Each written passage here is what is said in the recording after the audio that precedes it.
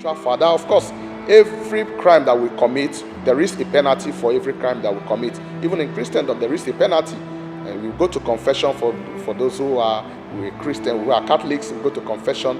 But we have what we call indulgence, because there is a punishment that is attached to every crime, every sin that we commit. But we need to do more. That more should come from the state itself.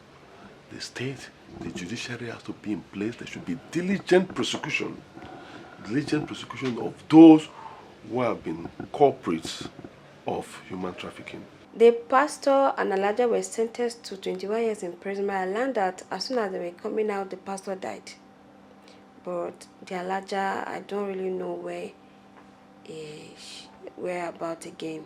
You see, if I were government and I want to do away with illegal migration, it's not all this lip service or rhetorics that we're doing. First of all, let us fix our economy. You see, I keep saying it. If our economy is good, nobody. I, for instance, am sitting here. For all the money in the world, I don't think I can live in any part of the world. I can go visit and return. But that's because I have a paying job. I have a job that puts food on my table.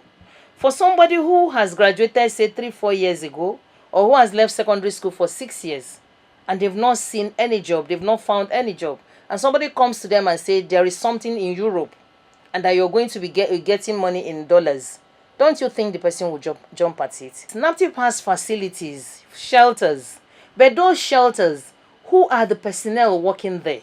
Do you have psychologists? Do you have social workers? Because you see, by the time these people come back, if you've interacted with them with the way I've interacted with them, you'll find that something has happened to their psyche. Something has happened. People could put on powder and lipstick and they look normal. But something has happened to their soul. And it requires thorough understanding of what it was that happened to them before you can bring them. You're not bringing them to status quo ante, but something may be near to it. Just near to normalcy. They cannot be normal. It's impossible because they can remember. I remember in occasions that I was trying to speak with somebody and intermittently the person would just burst into tears. And at that point, we would leave. In fact, on a particular day, we had to stop completely. We left. She said she was not doing anymore. 2 days later, she called me. She said because the interview was like a catharsis for her. You know, she wanted to remember everything that happened to her when she was away, to see whether she will forget. Because the truth is that if they open their mind, even the madams themselves, most of the madams were retired traffickees. But they were just lucky that many of them got married to white men and they were able to establish themselves and they started bringing people from their place to come and join them to make money for them. But it's not easy. You know what it means to service 13, 14 men a day? Of those 13, 14 men, some of them will be loonies.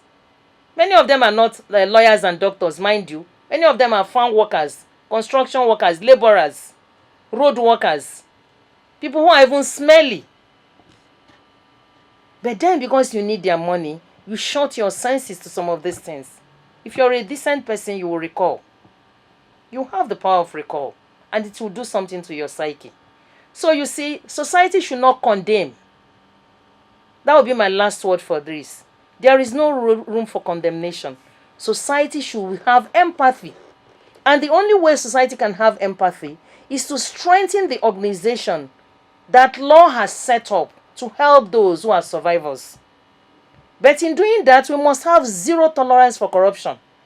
Because oftentimes it is corruption that has brought us to where we are. From a tier 1 country to a tier 2 country, back again. It's like we are starting from ground zero. You're talking about Italy. Do you know how many of our girls are in Mali? How many of our girls are in Ouagadougou? That is girls that have no hope. They are in limbo. They left this country because they thought they were going to Europe. But they are somewhere in limbo. They cannot come back. They cannot go forward. So it is a problem for us as a country. And this problem is a problem that the state itself must find a way of sorting out. And then education. Since human trafficking is basically on women, we don't actually give priority to women education in Africa, in Nigeria. And so these women are forced, they are forced into this labor, into this something they do not even bargain for, because there is no education. So lack of proper education, because education remains the key to success, remains the key to unlock so many opportunities. What does it take? Have we prosecuted the big whips of this thing? Simple. Fix your economy. The moment your economy is fixed, trafficking will become something of the past. Once the economy is fixed today, and you find that the naira is at par with the dollar, the naira is at par with the euro, I will tell you 72 hours most Nigerians will return. Even not only the issue of trafficking, even professionals, brain drain. You find that a number of Nigerians who have left these shores will return overnight because it will no longer be lucrative for them to continue to stay. I mean, staying abroad is not fantastic because you'll be vulnerable to things like racism, discrimination. It's not uhuru for them who live here to go there to live. But the truth is that it pays them because the little money they make, once they bring the money home and they change into the national currency, they have plenty of money. So the risks they are taking is what we are all seeing. But once you fix your economy, you find that a number of things will take their normal shape. Overnight, you don't even need to be doing all these things. There will be no preaching, no road shows, no enlightenment campaign, no Oba making a pronouncement. Everything will just return to normal. I've encountered a lady who finds it absolutely impossible to sleep the way you and I can sleep. You know, you do your work, you get tired, you put your head on the pillow and you sleep. This lady cannot sleep except she's given a certain injection. Now, in her own situation, you know, it was just one of those happenstances. She wanted to work fast to pay off her debt. So, in addition to servicing the normal clients of 13, 14 people a day, she decided to get involved in a porn movie. And on this particular occasion, they told her they were going to pay her $150 an hour. And she agreed, but that she would be latched onto the bed during the filming.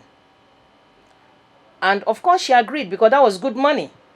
So she was latched onto the bed, and she said when the door got opened, rather than a human being, it was a gorilla that entered.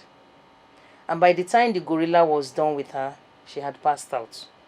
In fact, everything inside her were damaged. There is hope.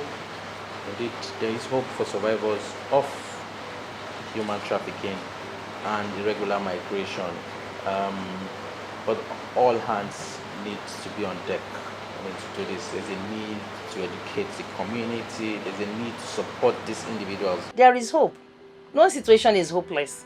Once there's life, there's hope. But then our destiny is in our hands. The gods can only help us when we decide to help ourselves.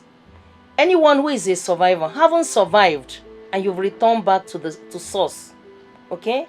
It is now up to you to key into rehabilitation, to see how you can rebuild yourself. There are people who have been trafficked and they come out from it, and you see them promoting something that is worthwhile, and there is hope for them. Everybody has hope, and that is what we preach. That is the gospel of Christ, that we should preach hope to the people instead of them to feel dejected or feel rejected because something has happened to them. Yes, persons who have been trafficked, there's hope for them, there's life for them, and there's a lot of love for them.